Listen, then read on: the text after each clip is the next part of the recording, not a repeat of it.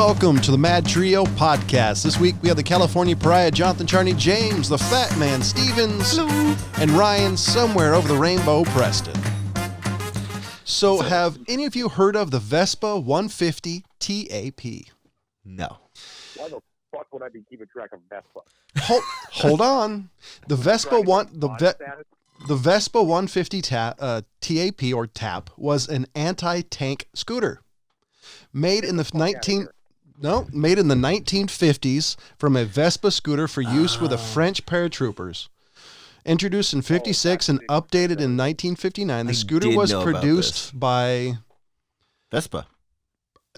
I'm really sorry. I'm really bad at French. No, I did know about those. I just completely forgot about them. So the 150 TAP Can't say I actually knew the model number though. Mounted a M20 7mm recoilless rifle, a U.S.-made lightweight anti-armor cannon. It was very light comparison to a standard 75mm cannon, but was also still able to penetrate 100mm of armor with its heat warhead. Damn. So I got to show James. So I got to show James this just because, you hope you don't accidentally hit the front brake. Because that's insane. It's, if you take a look at the picture, if you type in the Vespa 150 TAP, Google, excuse me, I'm looking at the Wikipedia article. It looks like there's 5 feet of barrel in front of the scooter. So you're not going to do any sharp turns in this thing. It's also called apparently the TAP 56 and the TAP 59. I don't know if those are model numbers now because they don't particularly say. It's 146 cc single cylinder 2-stroke. Wow, that's not that much at all. I mean, that's what, maybe 30 horsepower? Yeah, I guess so. I just think that's hilarious. I saw that today and it made me laugh just because I kind of imagine somebody firing that when they're driving. Suck le bleu. Wow, I'm just looking at a picture of it now. The fucking French would make some shit like this. Don't really have an argument there. So the scooters would be paired. Just wow. The scooters I would. feel bad for like the 50 cal gunners on top of like a Humvee already, and they've got like that big giant angled shield, and I'm just like, that's way too exposed. This fucking thing is a whole other level. You know what it really needs? It needs one of those bells. Those you little put on bike bells. Yeah, it's bling, like bling. Go ding ding ding fire ding ding. The scooter would be parachute dropped in pairs, accompanied by 2-man teams. The gun was carried on one scooter, where the ammunition was loaded on the other. Due to lack of any kind of aiming device, the recoilless rifle were never designed to be fired from the scooter. The gun was mounted on a M1917 Browning machine gun tripod, which was carried by the scooter. That's starting to make a little more sense because the way I'm looking at it now, it looks like the seat is on top of the barrel. So you'd be riding it. I mean, that would be the last place I want mine not. But hold on. However, in an emergency, it could be fired while in frame and while the scooter was moving. The Bazooka Vespa was relatively cheap. The Vespa cost roughly $500 at the time. So I guarantee this thing saw a lot of action being fired while driving. Can you imagine riding that thing around in Vietnam? Exhaust out the back like a bazooka? I'm still 50. I actually wonder if this was legitimately used. Just because it's so cute. You might be able to find footage of it being fired. I'm telling you, the cards in the spoke would make it probably have a manlier sound to it. I don't know. It would probably make that, les move, some sort of stereotypical French. Hold on, I'm actually typing Google. Wow, there's a couple of these. I'm going to have to, when I go home, I know what I'm doing after this. There's some, this is hilarious. Yeah, if I'm on the front lines and somebody gave me one of those things and I'm in France, I'm definitely throwing my hands up. Like, yeah, no, white flag over here. I mean, that's probably the reason they win. And another interesting thing, I didn't want to get too far into this, but I thought this was interesting. Gun applications in New York's Jewish community spiked nearly 1,000% after Hanukkah attack. Yeah, I bet. Applications for gun permits are surging in New York's Rockland County after 5 Orthodox Jews were stabbed at a Hanukkah celebration at a local rabbi's home. The Rockland County Clerk's Office reported nearly 1,000-fold increase in the gun permit application in the weeks following the December 28th attack. The county received 65 new gun permit applications, according to New York Post. Before the attack, the office received an average of 6 applications a week. Now, I don't know New York's laws. I mean, if it's any close to what New York City is, I'm kind of curious how many of the people who actually applied actually got it. That's a good question. The other question I have is being Jewish or being a practicing Jew. I don't know if there's a line in the sand. Would that be enough to get you be able to get the permit? Well, in Los Angeles County, mostly the sheriff would just laugh at you if you came for like a concealed carry, for example. Orange County, a lot different, but with LA County, you basically need the like a legitimate reason, such as like you're a jeweler or something like that, and you routinely have tens of thousands, if not hundreds of thousands of dollars in merchandise on you.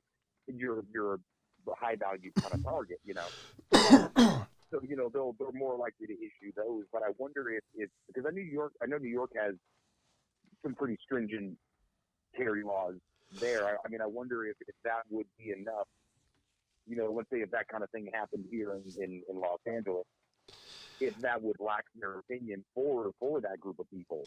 No, because to me, I could make a pretty compelling case if I was Jewish and living in a neighborhood where that was happening. Yeah, that's what I was kind of wondering. I mean, this might be one of those things in time that it was a hiccup far as being that in an area that's not particularly firearm friendly. New York City is not. I don't know about New York State, so I'm assuming it'll be a hiccup where they just say, okay, these people got attacked. We need to do something. This article does say that there are rabbis who have firearm permits.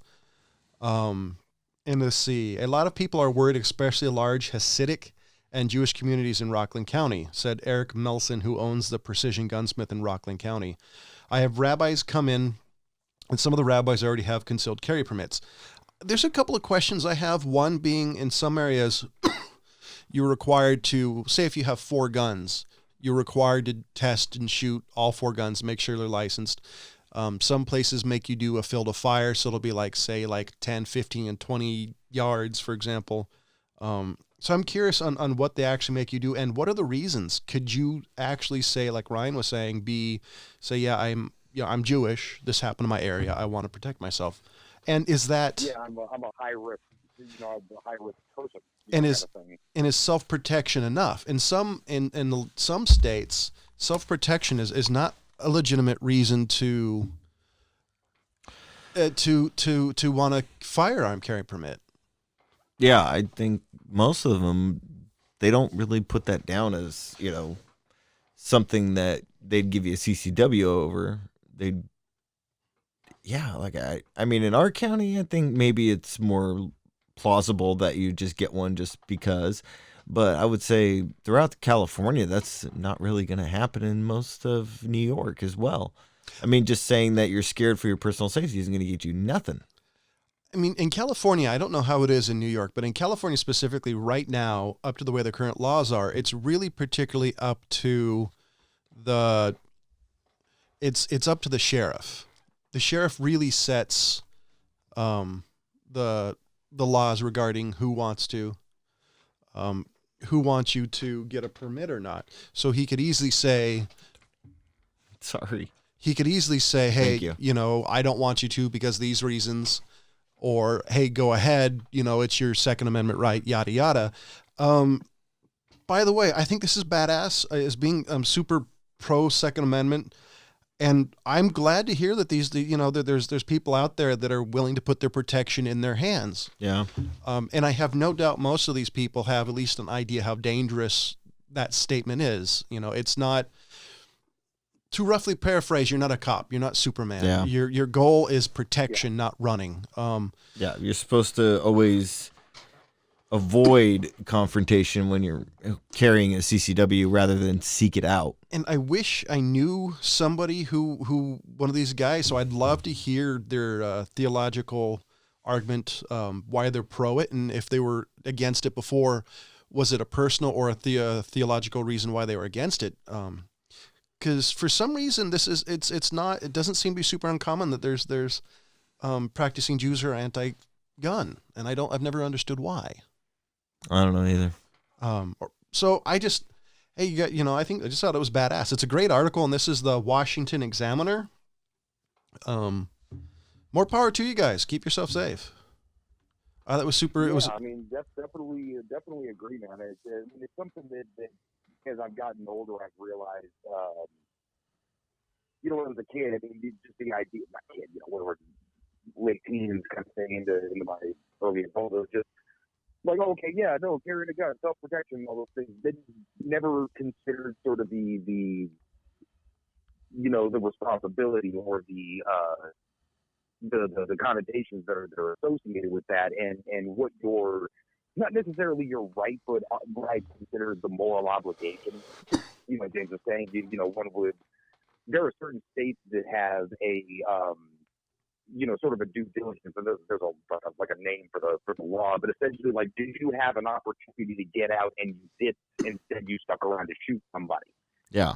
Like if they can say that, no, look, dude, you had multiple opportunities to get out of this situation, you have a legal obligation to do so. In my opinion, you have a moral obligation to do so. No, it is about personal protection, and because there's so many variables when it comes to that. Not even about like, hey, I want to be the good guy in this situation, but how many other people are also wanting to be the good guy? Is there somebody else? Is there a cop on the scene? Plainclothes officers who you might see pull a gun, you might not have the training to really assess that situation.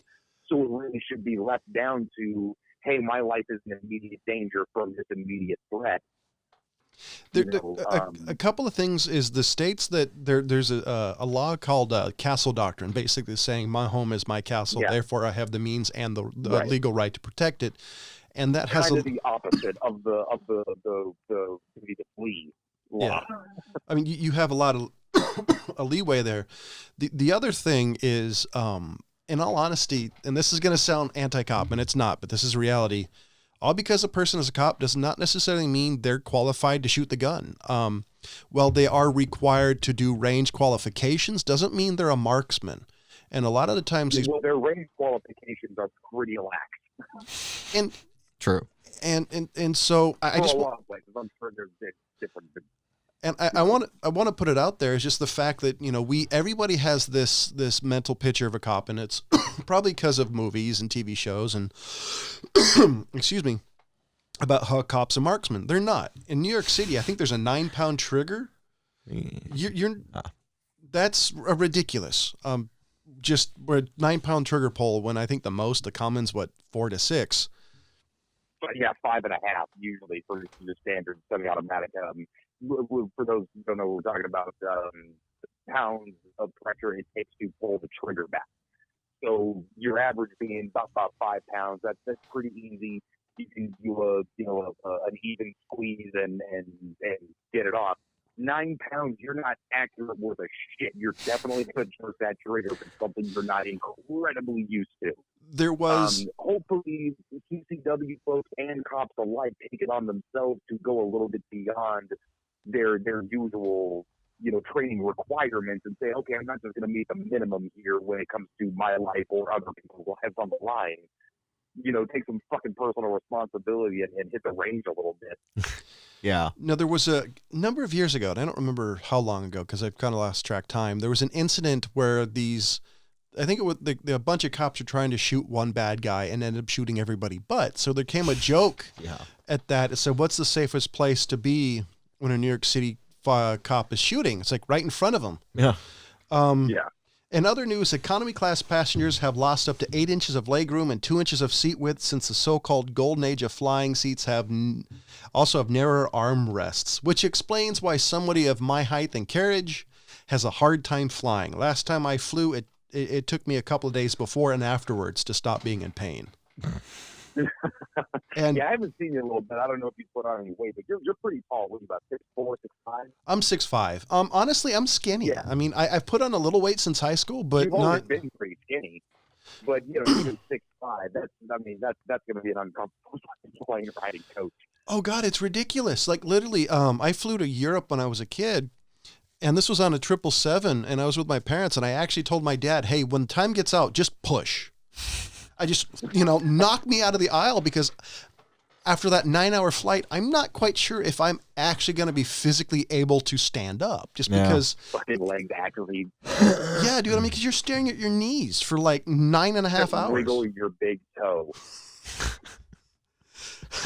No shit. As long as they don't get the. Do I get to drive the truck? I mean, you get to drive the pussy wagon if you wiggle your big toe. So Ryan might not have heard, but we just had a missing boy found dead in El Dorado County. Found dead the same day that he was reported missing, actually. But thing is now their top suspect is a 20-year-old kid that there's no real information being released about it too much. But the kid that was killed is like one of 9 in a foster family's care.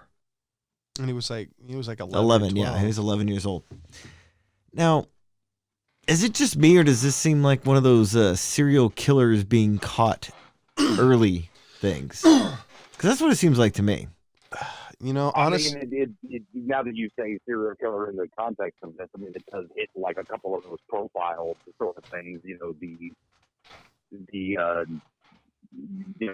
Youth from the street, so to speak, and yeah, I don't know. Maybe it's just fucking movies.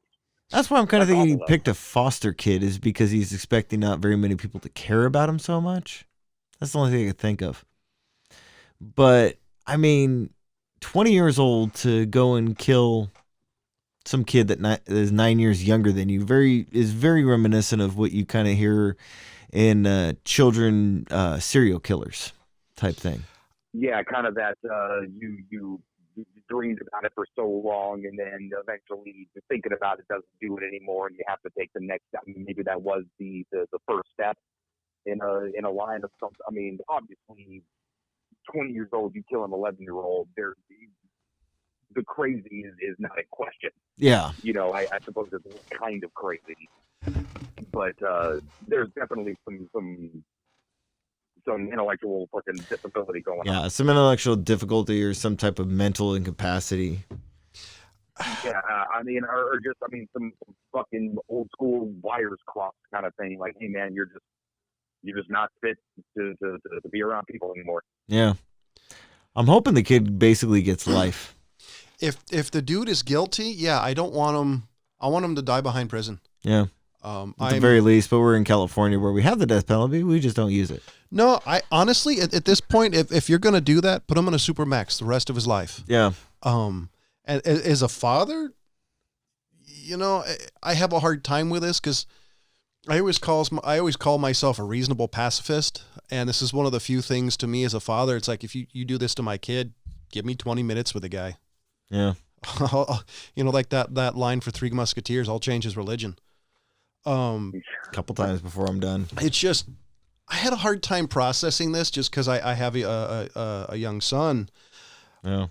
I don't know, man. This broke my heart because he's a cute little kid, really young. I mean, the kid still has spots, and this son of a bitch decided to do it. Now, I also heard allegedly, one of the rumors I heard, that the problem with having this in a small town is you hear rumors, is allegedly he ended up killing himself. 20-year-old? No, the kid. Oh. That's the story I heard. And it was just like, and usually I'm not the guy like, hey, let's not cast judgments. Let's talk about it. This is the first time in a long time. Like, I just don't want to know. I have no desire to know until the cops release information, just because I'm having a hard time processing it. Yeah. Yeah. I mean, there's a general rule that I started to follow with any kind of tragedy, local or national or otherwise, is 72 hours. let some information come out, because the world of speculation that starts. Yeah. I mean, it gets so out of control so fast, and the telephone game gets out of control so fast that you start having these opinions and feelings before you even know what to attach them to, or you're attaching them to the wrong thing. And then when the information comes out, it's like you're still left with that feeling as if it fucking happened, But all I'm gonna say is, when an 11-year-old kills himself. And then for me, that's not something you hear about ever. And for me, this was 100% emotional. There's no. See, maybe I know I'm like this, is the fact if a tragedy happens somewhere else that I'm not near, it's easier to deal with versus a tragedy that pretty much happens in your backyard. Yeah. And so this was one of the ones that it's like, man, for me, it's like, that could have been my little boy. Yeah. And so that's why I didn't want to, I've been avoiding Facebook to some degrees just because of all the locals I know. It's like, well, that's why when you brought up Facebook, I'm kind of thinking to myself, I'm glad I'm not on Facebook right now, so I don't have to see all the rumors being spread. Before I even said, much about Facebook, but that's kind of where I'm at on it is, I would prefer, to leave Friday, just the facts. That's all I really want. And that's why, it's very interesting that their suspect was already arrested yesterday. This happened on Saturday is when they found the boy. The boy was reported missing and found dead the same day. For 2 days later to have already a suspect in custody. There's evidence that leads them right to this guy, obviously, to get enough for an arrest. Definitely. Rather than just the suspect. There's an arrest. Arrest on just a 24-hour hold. This was just basically like the thing would happen to the cop within the last month or two. It's just like, I found the reason why more interesting, but anything more, it's like, I don't need to know this. And so I have a hard time. The older I get, I have a hard time with it to some degree. Maybe it's because of the fact I'm a parent versus if I was a single guy, I don't think it would have bothered me as much, and that probably makes me cold. Well, as far as I'll tell you, is growing up in this county for how many years I've been here, and versus being down in Southern California for as many years as I was down there, the difference is population density to where you get more common these types of crimes where cops get killed. Kids go missing and found dead. People being kidnapped and found dead as well. That's true. It doesn't happen as much. It doesn't happen as much up here. Whereas Southern California, you have it's Monday. Kids going missing all the time. So to have this many major crimes in our county that's been happening over in the past 2 years, I would say it's because of our population density is getting high. So, warning, I'm going to be talking a little bit about politics. I didn't want to, but I said it, I'm going to. Part of the reason why there's an increase in crime in the state of California is the propositions that basically legalized a lot of things or lessened crimes. And y'all can bitch. You're going to say this. I'm right. Fuck off. That's the reason why there's an increase in homeless. This is one of the reasons why you can steal up to $950 a day and not get a felony. This is because of the California government. Now, if this is a Republican state, I'd say it's a Republican's fault. If it's a Democrat state, it's a Democrat's fault. California is a liberal-leaning state. It's the Democrats' fault. Liberal Democrats' fault. And I would say, now the question you have to ask is, if it was like it was 5-10 years ago when some of these laws, would it have happened? Maybe to some degree, because James is right. There are more people coming up in this neck of the woods. It's just the natural progression of society and other things. Because there's a. Sorry, go ahead. Well, I was going to say, because what it is it's the natural progression because people are being priced out. They're moving. It's human migration. So it is possible. However, because of hold on, I'm not done. Because of prisoner relocation, what happened is the federal government told California that you have too many people in prisons. You need to do something about it. So instead of being smart about things, what they did is they sent prisoners to all around jails. And the state of California, that's one of the reasons if you live in California and live in BFE, one of the reasons say you have, I don't know, a bunch of Crips there is because the California government put them there. If they weren't there before, government introduced them into there. So there's one of the issues that happening. It's compounding interest. Yeah. Well, there's also a byproduct of larger cities, like James was saying, as far as the population density goes, is you do lose a lot of that small town sort of accountability. You know what I mean? And not even necessarily the actual person walking through your door and saying, hey there, Jimbo, such and such, and then, you know, hey, it'd be better if you did this, and, you know, hey, your lawn's looking a little shitty. I don't know, whatever. But the feeling of the accountability to your neighborhood, that there's a smaller, more intimate amount of eyes on you. You know, when there's enough people get lost in the sea, and it doesn't matter. You feel alone around 1,000 people. You know, and when you have a society like that, there's always going to be people that fuck against the system, no matter where you are. I don't care what culture or society you have. You have enough people, there's going to be people that are taking advantage or going against the grain in some way. One of the things I think you're talking about is what I colloquially call, you know, country rules. If you live in a city and you live in a country, there's completely two different set of rules. Now, a lot of these rules aren't spoken. They're just saying you grow up, whether it's an intrinsic value that you learn unknowingly. It's part of the culture you grow in. And part of the change in that is what people do up here now.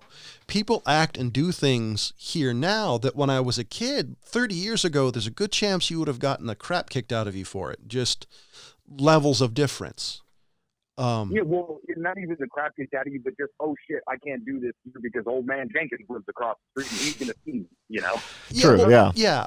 And by the way, just in case you guys think we're just a bunch of old guys, which we're not, complaining why things have changed, it's also changed for the better. In some ways. When I was a kid, there were a lot more, you know, Peckerwoods races, whatever. People who weren't really favorable to the community. That has changed a lot. A lot of people have, as much as I hate this word, a little bit of an enlightenment has happened when it comes to people. Now, it's still there, but I'd like to think a lot of people changed or died the fuck off. Yeah. But or at least they're having enough respect to fucking keep it to themselves. But I got a point there. I do miss. And this is something I still don't completely understand, but pride in your community to enough to hold yourself and your community to a standard that you would be happy with. And I don't think that happens now. I think you could blame it on the drugs, you could blame it on the government, whatever it is. That's not there. Well, it is the larger town thing. You still find that in small town America all across the country. You know, the larger it gets, the more that everything's lost in the shuffle. You know, there's no one's going to care. No one's going to notice. There's too many things to see, you know. Well, I also think, like, you were kind of on point when you were bringing up how many eyes are seen on people in different communities.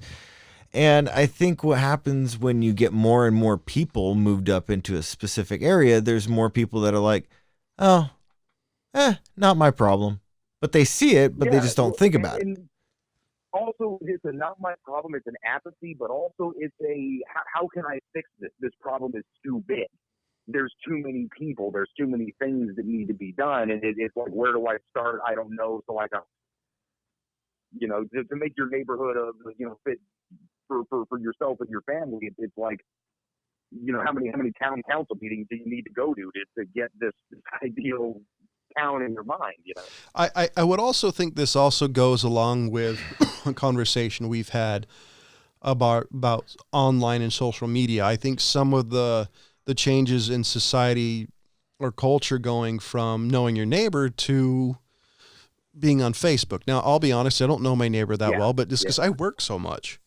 But I also think, you know, like I grew up wanting to live in Mayberry. Fuck, I practically grew up in it. Yeah. And there kind of was a Barney Fife. So I love this small feel. And I actually had a conversation about this with somebody within the last year about why I love small towns. It's the fact that, granted, there's some things missing. You can't get everything you want. But I like knowing that I can depend on my neighbor. I love the fact that I can walk down my street and not worry about something. Like, you know, back in the 90s, living in Compton, there's a good chance if you walk down the street, you may not make it back. You know, at least if you watch the television, the news at the time. Well, yeah. I mean, it kind of did, you know, really depend on the colors you were wearing in that specific area. But, So you know, I love small towns. Grew up in a small town. Well, I prefer to be in one. But I don't know. I think hopefully in the state of California, who's ever in charge does something soon, because I do think we're starting to live in this really weird dystopian where, like, Yeah. if you look if you look at San Francisco, granted, this is from the media, so give or take. I don't like San Francisco personally, but you listen to the media and you say, hey, there's this guy right next to you who's worth $200 million, lives in the high rent district, and and right next to him is this dude taking a dump. This guy's eating a $6,000 meal, and then this dude's digging out of the trash. I mean, I know that's always happened, but it seems in some places that's becoming completely commonplace. Yeah. Yeah. Huh. Well, I'll tell you what. I personally love San Francisco as well. It's one of my favorite cities. It's one of the few cities I know of that's actually got some fucking character to it, and I don't mean gay. Just like a really interesting fucking town. But the last couple of times I've been there, which is before really sort of the homeless crisis had really gotten to the sort of national attention, you can tell immediately how much of a viable business it is. And I'll give you a prime example. Driving down the road one night, just a sightseeing part of town,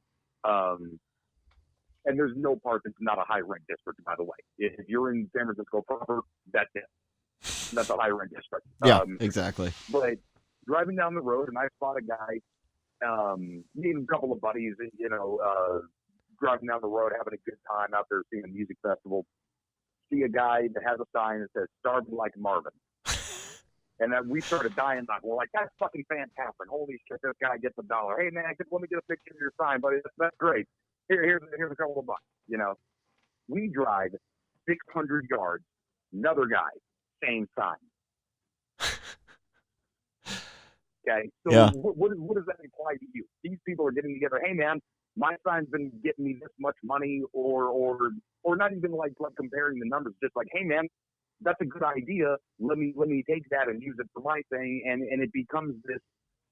They know they can kind of pull on the heartstrings of not just the rich folks around, but the tourists that come through and see the plight of the city. I have that plight, kid. I have a subtle feeling that that's starting to wear thin from the stuff I've heard. Well, yeah, no, the whole town is starting to get nutty because it's literally the absolute ends of the spectrum. You have the richest fucking folks in the country next to some of the poorest. On the external view, San Francisco's super interesting because it's the only place you can see a guy, drive a $150,000 Ferrari next to a guy who's pooping on a Honda. It's a very fascinating city from that level. Well, and not even just the people. I mean, the city's got a lot of amazing history. Incredible fucking art came out of there, and lots of, particular civil rights movements and things like that. Not to mention just the architecture I'm a huge fan of. Yeah, okay, so both of you guys know how I feel about San Francisco. Yes. Yeah. Now, the thing I'll say is no matter how much I dislike that city, I do want to go there at times. I don't go there because I hate that fucking city. But I mean, like Ryan said, there's a lot of great things that came out of it. A lot of music, a lot of art, a lot of culture, and a lot of really cool architecture as well. But also, it is a hubbub for food. And I really want to go and just to different restaurants throughout San Francisco. But you know why I don't? Besides being broke as fuck, I just can't stand that city. For because me, of the people. For me, it's not necessarily a people thing or political thing. Granted, I don't particularly want to step on human squeezins. Yeah, that's a big reason why I don't go. It's more the fact that I just don't do well in cities. Being a country boy,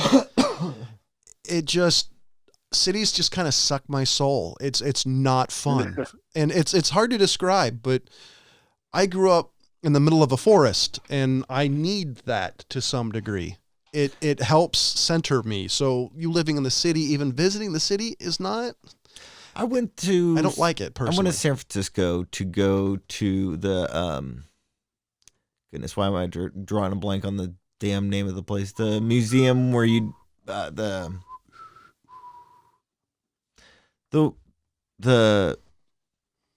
freaking I cannot think of it right now. It just went out my brain. But it was me, my friend, and my stepdaughter and her daughter. Like the Discovery Museum? Thank you. That's what I want to say, but for some reason I couldn't. It just didn't sound right in my head before when I was trying to say it. Anyways, so we're going down because you can go and see seals and otters and crap, because you're right there on the bay is where the Discovery Museum is. And so we're going down and all of a sudden I see seals and I'm like, oh, hey, let's go this way. This is back when I was in my wheelchair. Turn to go up the ramp up to the edge of the dock. And as soon as I turn, I see this homeless guy whip out his dick, shove it in a bottle, and start pissing. So I grab both the girls and turn around. We're going to go this way type thing. And he was in full plain view of everybody. Not trying to hide it or anything. Just full on whipping it out to piss in a bottle. And that's the type of shit that really drives me nuts about that city, is because it doesn't just happen randomly. It happens regularly. And that's part of the reason why I don't like it. The other part is there's a lot of San Francisco type people who really believe and act like their shit don't stink. And that even qualifies to their political views, their social views, their just everything about it. And there's just too many of those people. As we mentioned, the population density, it's like a bottomless pit in that town. So you guys know there's a bra that transforms into a respiratory mask? Yes.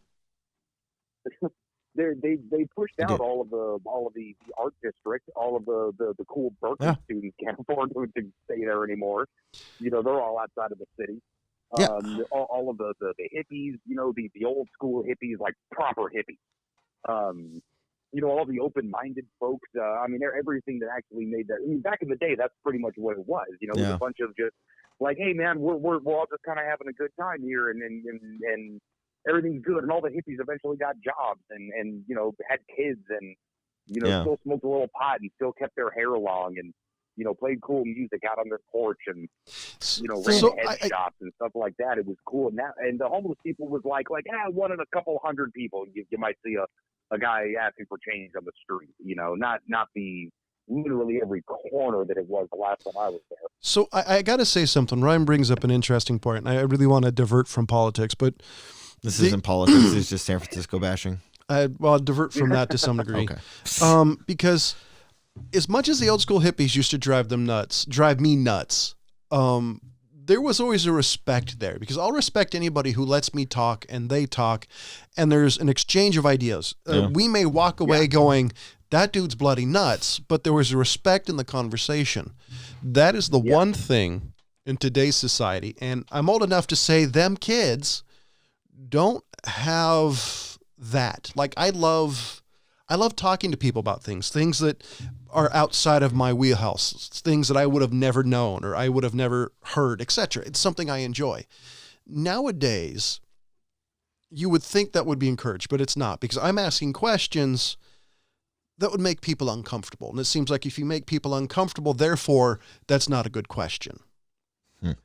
Yeah, I think the pendulum's going to be swinging back. I think so too, and it's not even about, and this isn't even about like the hot topics of the day, women's rights, sexuality, transsexuals, blah blah blah. It's about a whole spectrum of things that make people uncomfortable, and it's maybe it's the fact that James and I and Ryan to some degree are the last generation who didn't grow up with the internet. We were the last generation who you screwed up, your father would, your father would whip your ass, or your mother would whip your ass, or your neighbor would kick your ass, or all three. Yeah.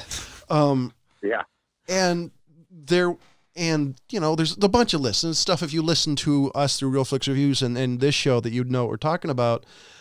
I think some of that held society together where you could ask questions. Nowadays you can't. I think it's sad. I think we've lost something in the step when.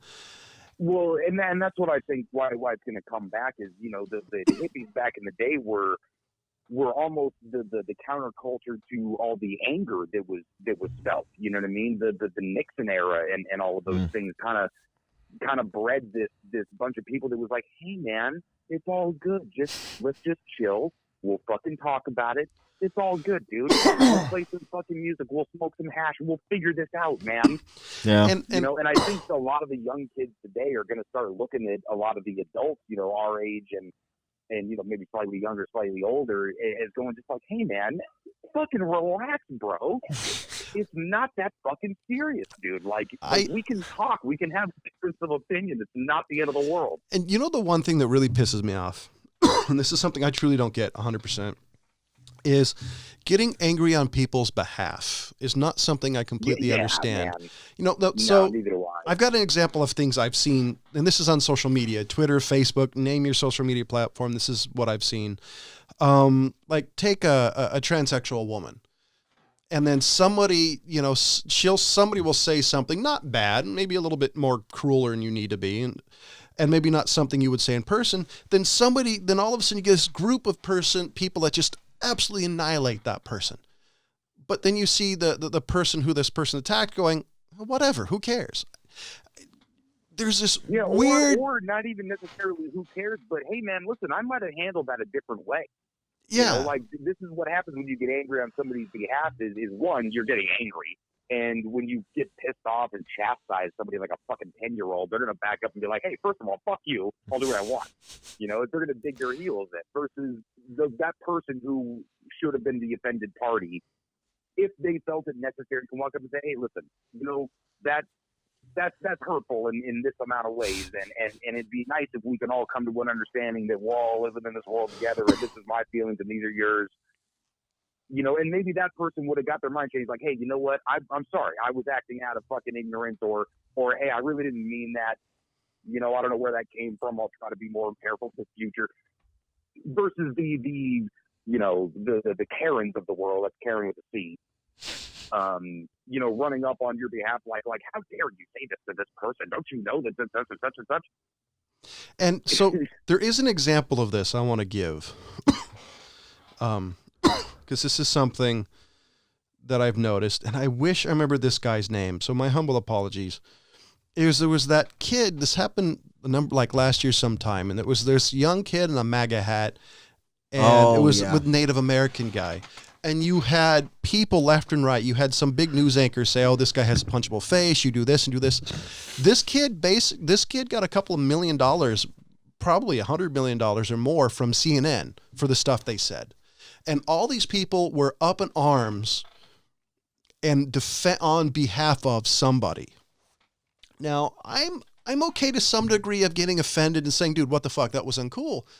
But when it was proven to be false, there needs to be some redemption, some repentance of, hey, my anger is wrong. No, nothing happened. These people doubled down and kept saying stuff. And Kathy Griffin, and now she's going to get sued. This dude's getting settlements left and right. Because of this one instance, this cat may not have to work ever. I'm wondering, why did this shit ever happen to me? All I get called is fat, even though I weigh less than that I did now. Because you deserved it. But if it happened to you, it's probably something you fucking caused. Hey, shut up. Let's be honest here. And hey, walk around in a MAGA hat. You know what I mean? Look, that's fucking crazy, by the way. No, thank you. One of the most disgusting things in the world to me is how Americans treat other Americans simply because of a hat. Yeah. Like, look, man, your opinions about what that stands for, what it doesn't stand for, or how it represents that person aside, like the amount of stories I've heard of people at like airports, getting their hats snatched off and punched in the face kind of things, like. There's a bunch of stories about people wearing like satirical versions of the hat. Like one of them I remember was "Make Hentai Great Again." And, it looks exactly the same with the red hat. It just says make hentai great again. And, there's a lot of make something great again hats that people have come out with because, it's one of those youth kind of like, hey, everybody hates this thing. Fuck people. This will be hilarious. Yeah. It'll piss everybody off. But when that incites violence, towards other Americans because of a political opinion, like, we really fucking take a step back and start looking at ourselves in the mirror a little bit more. And hold on, I would say, by the way, people, it's not a fucking swastika. Nobody has actually treat it like that. Nobody's actually fucking died. Trump hasn't round up people in detention camps. And no, by the way, the people on the border are not detention camps. They were illegally crossing into another country without permission. There is a complete difference than being thrown in a ghetto than being lined up in fucking cattle cars. And as a guy who's Jewish, your comparison of the two is kind of fucking insulting. It's offensive. Yeah, but I think Ryan really got on point with his that there is really no one coming along and saying, hey, let's just talk about this. Come on. It's not going to be the end of the world.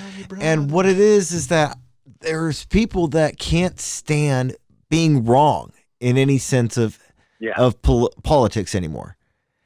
Everybody is right no matter what.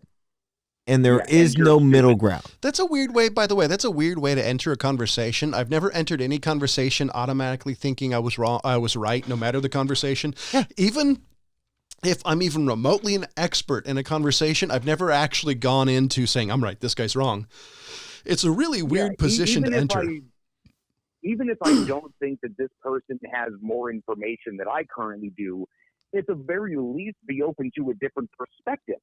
Yeah. Exchange that information. You know what I mean? Like I've always, well, not always been that way. I was definitely a know-it-all for a while, and I still am to a certain degree. But at the same time, that's just kind of my attitude, like my actual opinion. Like I love talking to people. I love hearing different perspectives because it could possibly change mine. And let's be honest, you need to be right, but I would like to be. I would prefer to be right. So if somebody has information that I don't, please fucking give it to me. so let's be honest. You were asshole adjacent, and that adjacent was James. Asshole adjacent. Yeah. I still am, for sure. Well, what I would also bring up is that I haven't done it in a long time just because I really get sick of repeating myself, for one. Let's as a single word. I don't find any point in arguing with somebody who is set in their ways and doesn't want to is this anything or because politics mostly politics. And I remember one time politics I don't enjoy talking about. This is back in George W.'s first term, and I was talking to somebody and we were having a really good conversation, and then I said something that it wasn't definitive or anything like that, but I just said it, and I said, this is a point of view to look at this situation over. And they just looked at me and said, that's just propaganda. I don't want to listen to it.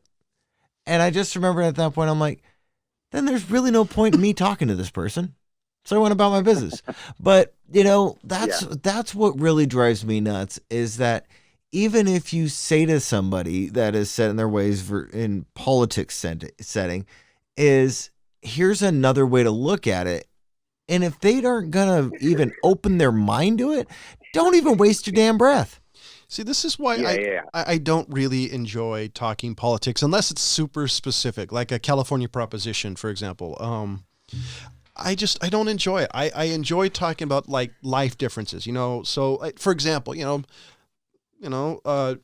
talking to like a black dude, a gay dude, a transsexual woman, etc. I enjoy those conversations because it's not something that is currently in my reality. It's not something I've experienced. So it's something that I'm learning that I can take on and say, okay, and then I can gestate on that. I love that conversation.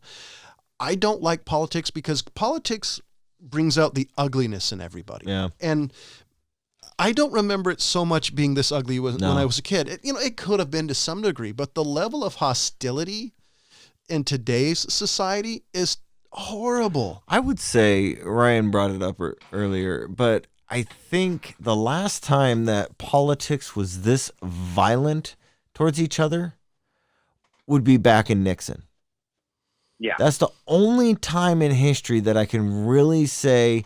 I mean, there's probably a few other political figures that had some dividing issues, but to the point where it is now, where people are just really just going out and pissing people off just for the joy of it, rather than standing up for any ideals. Now, this is something I wish, and I hope if we can remember and we can get the old guy on, is it because he was around during that era. Yeah. I would have loved to know his opinion, because how close does it resemble it? You know, because you had parties like Black Panther Party, you had other groups, and you had extremist groups that were in your face, but the media, the stuff that I see, it always seemed one-sided. Now the question is was the 60s really like today, where it was both parties and well, so, because that's not something I actually know. That was never something I actually thought of. Well, so that's an interesting question. I gotta backtrack a little bit, because I did say ideals without ideals. Back during Nixon, you had segregation being fought. So that was an ideal that I agree with to this day. You had the Vietnam War. You agree with fighting segregation? Yes. Okay, I just want to clarify that. Whatever. If the audience, single person out there, whoever the hell you are, shut up. And then you had the Vietnam War, which was another big one that, yes and no on that. I'm not going to go into my thoughts on the Vietnam War, but so there was a lot of really strong ideals that weren't necessarily bad. But what we're seeing today is what I said earlier, is where you just see people going out, knocking off a mega hat and then punching somebody in the face. There's no ideal there. That's just to piss the person off and get enjoyment out of it. So no, see, here's or you feel like it's wrapped up in identity politics. Yeah. Like ideals is one thing. I can argue ideals all day long, but like I don't attach my identity to those particular, you know what I mean? Like it's not hurting me. Like my whole discussion of politics is generally just the old school. Hey, I'd like to talk to people about how we as Americans prefer to be governed. Not as a straight white male, I feel this and that and those things. But the MAGA hat people take so fucking personally. Yeah. That it's like that hat is a personal attack on me and deserves to be punched in the face.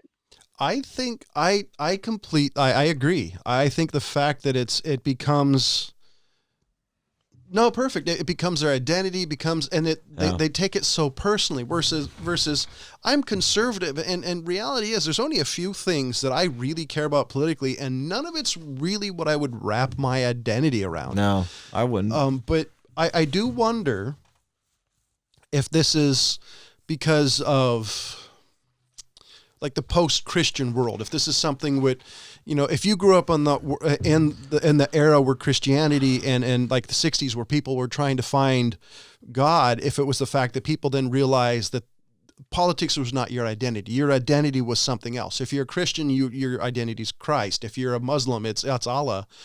I wonder if that's part of it, is the fact that there wasn't this universal understanding of what kind of your identity is. Yeah, well, and I don't know if everybody I'd push has that to one. share your particular, viewpoint and those things. Like it used to be about, like with the Christians or having those sort of identity things. It's like the live and let live. Like, hey man, just let me do what I want, as opposed to everybody needs to sort of kowtow to my thing. Well, no, I meant the expense of others. I meant more in the fact that people growing up in that era, people had a sense of the fact that your identity wasn't politics; it was something else. It would be your sense of family. It could be the fact that you were a deadhead. It was something other than the dregs of politics. There were always there were always people who politics was everything. But when I was younger, it was, dude, I'm a metalhead. Dude, I'm this, I'm that. Now it's, dude, I'm conservative. Dude, I'm a Democrat. And then that's really it. I mean, there's no. They're about it's about as thin as 3-2 beer. Instead of the amount of times that I think about like me being a straight white male, one is only in conversations like this. it comes up like this, but I don't walk around going like I'm straight and white and male. Like it is not my identity. But that's your white privilege, I get that's how other people would, if you had to recognize me from across the street, like, oh, that's this white dude over here. This heterosexual Republican male over there. Wait, calling Ryan Republican is hilarious because that automatically made me incredibly conservative by introducing him in the party. Yeah, see, that's the thing is that I share a lot of conservative ideas in a lot of areas. And not in others, you know what I mean? Because my identity has never been attached to one of those things or another. It's to me all about best idea wins. Like, okay, perfect fucking example. Me and my girlfriend the other day are watching a documentary called Hail Satan, because it's Hail Satan with a question mark, so I had to say it like they wrote it. It's a documentary by this lady, Penny Lane, great fucking name, by the way. About the Satanic Temple. Okay. Now, me being the non-religious out of three of us, it's a good one. I have zero fucking interest. I mean, zero interest in aligning with something like the Satanic Temple, even out of like a tongue-in-cheek kind of fucking, middle finger to the belief or something like that. Like I understand spite and I understand the satire and the sort of holding a mirror up to certain things. I get it. It's not lost on me. But I'm so in line with their view of free speech, it's fucking not even funny. Yeah, I've seen that documentary. It's good. It's fucking amazing. And it really, like, I stopped using the word atheist because I don't like fucking titling shit, because then that locks me into some kind of thing like that's an identity. As a non-believer. A non-theist. A non-theist. Okay. To me, atheist implies like anger or something, and there's so much fucking baggage attached to that. I've met a lot of angry atheists. That's why if you're not religious, non-theist is a much more I think a better term. Yeah, and because I don't like the description of what I'm not. You know what I mean? Like, and that's all that is. In any case, the documentary basically follows the church. Them kind of going around to people putting up like the Ten Commandments statues outside of like government buildings and things like that, and they're like, okay, that's fine. We want to put our statue of Baphomet there next to it. Because equal rights for equal religions, and those things. And that's kind of their thing. Even when I was a absolute practicing Christian, I was always sort of for the separation of church and state. I didn't feel like one had anything to do with the other. I don't want religion in politics no more than I want politics dictating religion in any kind of way. And nobody wants that. I mean, no rational person, wants that, because what that could possibly lead to 50, 100 years down the road is draconian. But it really challenged my idea, because I always thought that it was a real tongue-in-cheek, like a fuck you to religion, the Satanic Temple, and not really a religion in and of itself. But it really kind of challenged that idea, like what they believe in, they, believe in to a point, even though they don't believe in like a literal Satan. Or the supernatural. A lot of the rituals and things like that is almost the ritual giving up of religion or things like that. So blasphemy and things like that can be part of it. Which I've got feelings about. Like, a lot of my family members are very, very religious. My mother is a very devout Christian. You guys are two of my best friends. You guys are very religious and fucking heretic. We're not at odds over that. Exactly, I know. Never have been. And so I wouldn't want, like my mother to have to, see those particular things. And so, but I get what they're doing in the meaning behind it. But it really does, to me, qualify as a religion. Yeah. Which is really fucking interesting to me. But yeah, there's still a bunch of weird fucking people, but really their Like view Crowley? of free speech and dude, that dude's an absolute fucking whack job. Him and his werewolf fucking girlfriend. Yeah, no shit. Yeah, Google it. It's fucking hilarious. I know about it. Yeah, that dude was interesting. Yeah, but yeah, no, I was. Everyone's always told me like, oh, atheism can be a religion, and I've almost come to realize that like I thought it was going to challenge like the Christian belief of things, and do that, and to me it really challenged the idea of the atheistic religion. Yeah. What people kind of turn that into, and how it actually absolutely can become this ideology baggage attached to the idea of just not believing in this thing. Because for me, it's silly. I will say, and we got to wind things up, is a lot of the atheists, I would definitely say that atheism was a religion, except for the fact instead of believing in a deity, they end up believing on the altar of like science or whatever their particular thing they hold on to. Most atheists I've met are super religious. They just refuse to actually see it. Yeah. They're which is weird because as a guy who's a Christian, I know myself well enough that I can see where my beliefs affect my worldview, because it is my worldview. I'm obvious to it. And a lot of these atheists are so, oh no, I don't believe in God, that they don't realize you really do believe in a God. You just believe in one that is kind of weird. Yeah. And I'll tell you what, I was very careful about that also, because I recognized that as a pitfall. I was talking to my uncle about it because he's very, very non-religious, and I didn't want to fall into this pitfall of just like all of a sudden, like you said, worshiping on the altar of science and just taking it as this infallible truth. So I got kind of lined up into became aware of like the skeptical community, and sort of what that is this amalgamation of people all kind of bouncing these like, hey, watch out for this thing. I'm an expert in this particular field, and this is an area where people are kind of bullshitting, and all of them coming together, just kind of not your average person like sitting in a basement saying the moon landing's bullshit. I'm a skeptic. That's not a skeptic. That's just a dipshit. But I wanted to have a worldview that was accurate, and then let that dictate my belief. So I spent a lot of time really trying to understand, the finer point, maybe not the finer points, but the actual ins and outs, not just the broad strokes of something like evolutionary biology, for example. The minutia.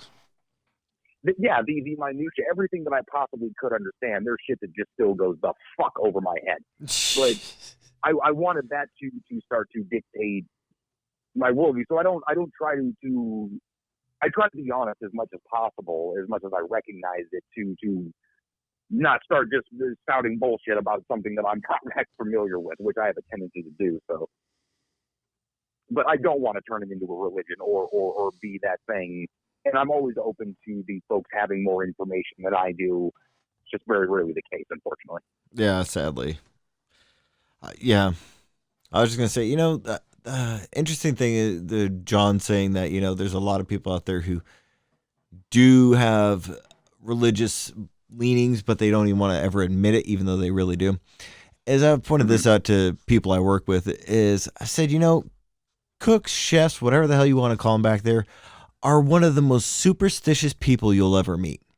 Right up there with baseball players. And the reason why I say that, because I always get weird looks, is I say this: if you have a knife, or brand new knife, and you say that day, I've never cut myself with this, you are damn sure gonna cut yourself with that, maybe that day or the next 2 days. Or if a knife gets sharpened and you're like, that's really sharp, you're gonna fucking cut yourself down. Other thing is, if you say to somebody like, oh, I haven't burned myself in so long, guess what? Yeah.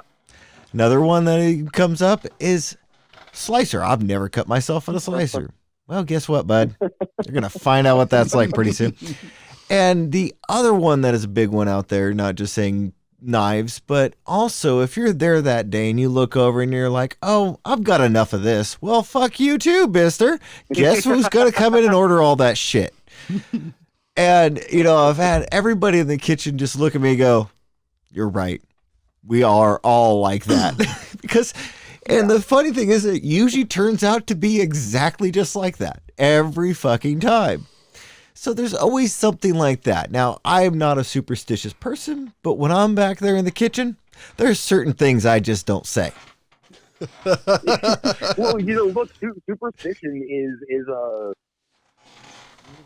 nuts and bolts, for those examples, a very useful tool, because it keeps you from being complacent or overly confident in those moments. It puts that in your mind of, oh fuck, now I'm on the lookout for this, because I was about to go in there with all the fucking confidence of the guy who's never cut himself with a fillet knife, and now I'm thinking, oh fuck, I don't want to cut myself with a fillet knife. Yeah. But that's the thing, is like there's always something that you believe in, whether it's a superstition, where it's a deity, where it's whatever. Science, even that one, you can have it become your own deity. There are a lot of people that are like, oh, well, science is all, and that just became your deity. Well, and it becomes very arbitrary. It's like this need to believe nonsense is just floating out there looking for something to grab onto. So, if it's not God, people always have the sarcastic answers, or like the flying spaghetti monster, or those sorts of things. And so it becomes the sci-fi answers where the facts become speculation. Like, okay, here's what we know, and this is where it kind of can branch off. And this guy's got this idea, this hypothesis over here, and they're still trying to work them out into cohesive theories. But people will gravitate towards one of those hypotheses, like the multi-universe theory, or that kind of stuff. And they're like, nope, totally true. We're living in a simulation, or we're in a multiverse that's it's like, or we don't know. How about we don't fucking know, dude?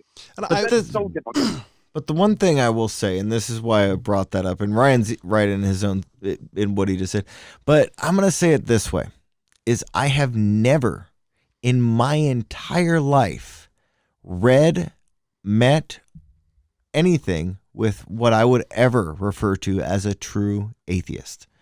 It does not exist, to my knowledge. I have never met anybody who is a true atheist by definition, because of all what we brought up. I think the closest I think there has been in history is probably somebody, a true one, probably somebody like Stalin, one of these mass murderer guys who, because I think to be an atheist to some degree, I don't think, and I could be wrong, I just think there's a callousness there, because once you do that, it's like, oh, people are cattle. Fuck it. I think that's what happens. But even still, I'll tell you what, that we'll couch that for next week, because I got some opinions on that one. All right. But yeah, we're running over. But yeah, that's what I was going to bring it back to, is I have not maybe met. Next week we'll discuss my atheistic morality. Yeah, but I was just bringing that up as the fact that, really, I've never met or read anything by a person that I would ever say is a true atheist. I've met people who come close. Because all I'm doing is operating under the best possible assumption of what's going on. Yeah. You know what I'm saying? That's the only honest thing that I can do. Yeah. So that definitely doesn't include a deity or any organized religion that I've ever known. But again, obviously I'm aware of where my knowledge stops. Yeah. And again, I have to simply, in certain circumstances, operate under the best possible option with the amount of knowledge that I happen to have. But recognizing, like, okay, this could turn out to be wrong in 5 minutes. I would say that the people I would probably consider a true atheist is the people who are unwilling to question their beliefs. And I know that's not the dictionary answer, but the one thing I'll say about being a Christian is nowhere in the Bible does it actually say not to question. Yeah. So that's the one thing for me, is that immediately when God, in my opinion, God himself says, ask.